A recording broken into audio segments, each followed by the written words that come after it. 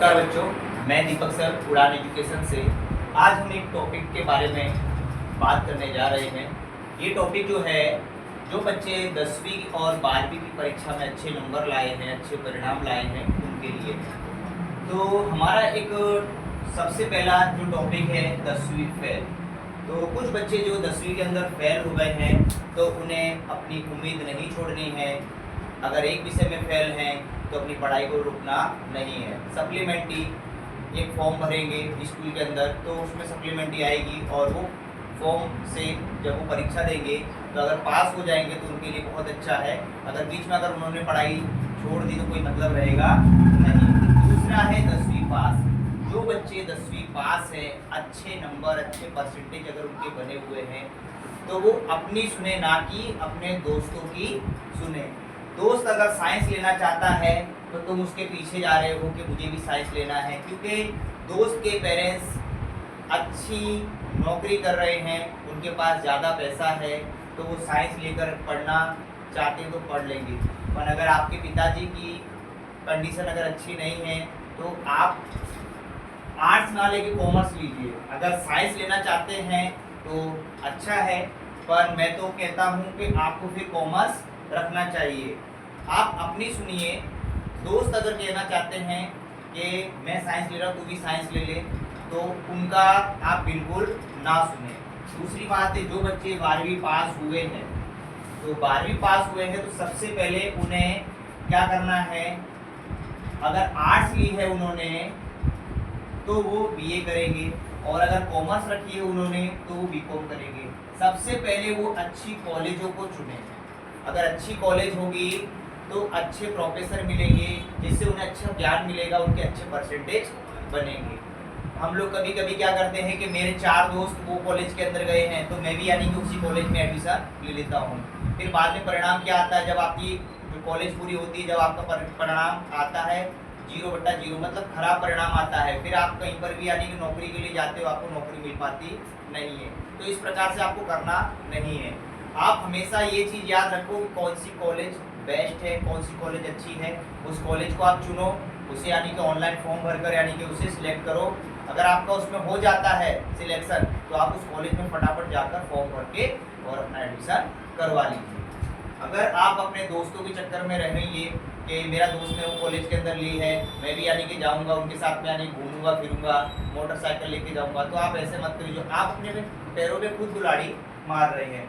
दूसरी बात, एक और चीज़ है, जो बच्चे 12वीं फेल हो जाते हैं तो वो सोचते हैं हम लोग आर्मी की हम तैयारी कैसे कर पाएंगे, हम लोग यानी कि फेल हो गए, हमारे तो परसेंटेज बने नहीं है। तो आपको उसमें डरने की ज़रूरत नहीं है। अगर आपका एक रिजल्ट फेल है, दूसरा रिजल्ट अगर आपका बन रहा है, मतलब आप एक विषय में फेल है और आप एग्ज़ाम देकर पास हो जाते हैं और आपके उसमें अच्छे नंबर आते हैं, दूसरी जो विषय में आप फेल हुए, कोई बात नहीं।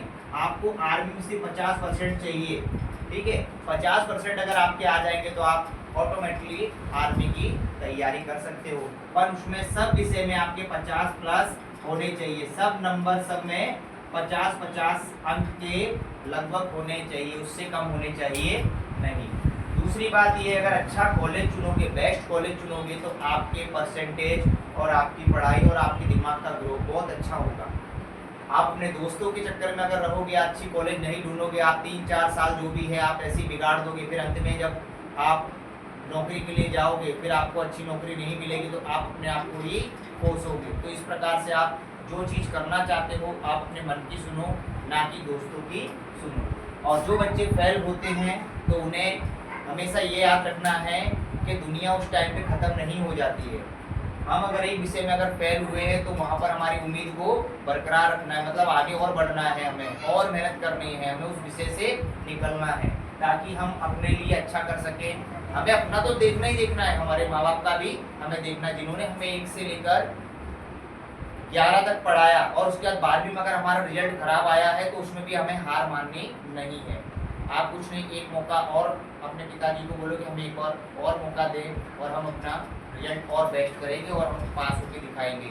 और दूसरी बात ये चीज़ है कि हम, ये खास करके पेरेंट्सों के लिए है, कुछ पेरेंट्स ऐसे होते हैं कि टीचरों की बातों में आ जाते हैं।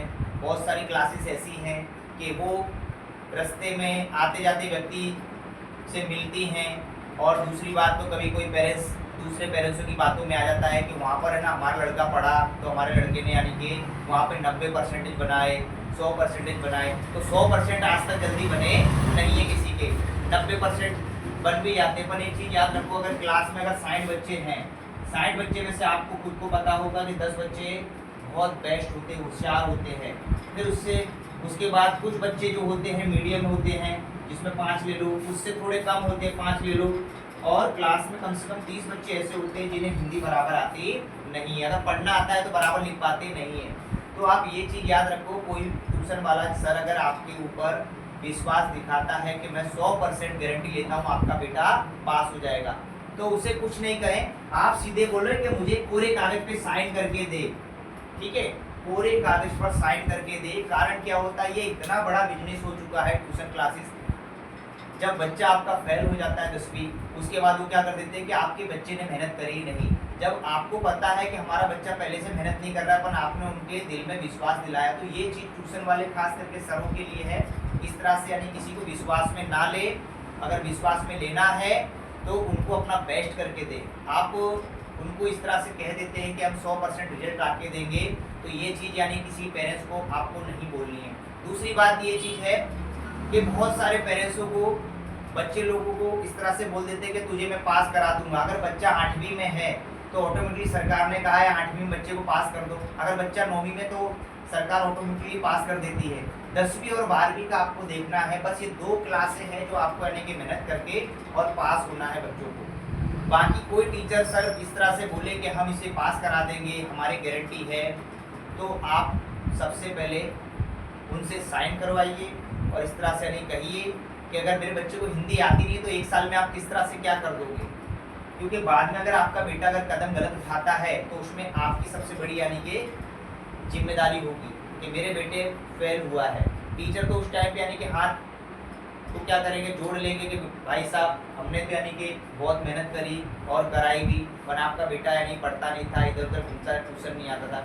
वो अपना पलड़ा हटा लेते हैं, अपना पल्लू छिटक लेते हैं, सीधे यानी कि हो जाते हैं कि हमें इसमें कोई लेना देना नहीं है। पर आप भी यानी समझदार हैं कि कोई टीचर 100% गारंटी देता नहीं है कि मैं आपके बच्चे को पास कराऊंगा। तो इसी प्रकार से हमें जो कहना चाहता था, जो बच्चे 10वीं फेल हुए हैं उन्हें भी यानी कि नाराज़ नहीं होना है। जो बच्चे 10वीं पास हुए हैं वो अगर कैपेबल है तो साइंस लेना है तो साइंस ले, पर अगर उनके घर की कंडीशन अच्छी है तो, अगर घर की कंडीशन अच्छी है तो साइंस लीजिए, अगर आपके परसेंटेज अच्छे हो तो। अगर थोड़े परसेंटेज डाउन है तो कॉमर्स लीजिए, कॉमर्स में भी आपका भविष्य बहुत बढ़िया है। और अगर मान लो आपको आर्ट्स को कॉमर्स और साइंस नहीं पा रही है तो आपके पास तीसरा विकल्प आर्ट्स है। कुछ बच्चे ऐसे होते हैं कि परसेंटेज उनके 85, 87, 90, पर फिर भी वो क्या करते हैं, आर्ट्स लेकर अपने आप को यानी क्या करते हैं, एक प्रकार सिक्योर कर लेते कि बस अब मुझे तो आर्ट्स लेके पढ़ना है। पर अगर आप कैपेबल हो तो मैं कहना चाहूँगा कि आप कॉमर्स लो, उसमें स्कोप बहुत अच्छा है। साइंस लो, उसमें तो बहुत ज़्यादा स्कोप है। इसी प्रकार से आपको यानी कि समझना है कि हमें कौन सी सब्जेक्ट को रखना है। सब्जेक्ट भी यानी कि इसमें आपको यानी कि देखने को मिलेंगे। अगर आप कॉलेज में जाते हैं, जैसे बीए लिया, तो बीए में आपको सब्जेक्ट चुनने को मिलेंगे। जैसे आपने बोलो फर्स्ट में आपने इकोनॉमिक्स रखा, या सेकंड में आपने एसएस जिसको समाज विद्या कहते हैं समाजशास्त्र रखा, या आपने हिंदी रखा, या इंग्लिश रखा, या गुजराती रखा, तो आपको सबसे पहले आपका सिलेबस जो है या आपका जो मेन विषय है वो आपको चुनना है। आप किसी के चक्कर में आ जाओ, या आप अगर मान लो इंग्लिश आपकी बढ़िया है पर आपने बोला कि चलो मैं तो गणित लूँगा, सॉरी हिंदी रखूँगा मैं, तो आपको क्या करना है, अगर आपकी इंग्लिश अच्छी है तो आप इंग्लिश ही रखिए, अगर आपकी हिंदी अच्छी है तो हिंदी रखिए। पर ऐसा नहीं है कि आप जिस चीज़ में अच्छे हो पर उसको छोड़कर आप दूसरी विषय पकड़ रहे हो, तो ये चीज़ आप कभी नहीं करना। धन्यवाद। मेरा टॉपिक ये था और आपको बताना था, इसलिए धन्यवाद।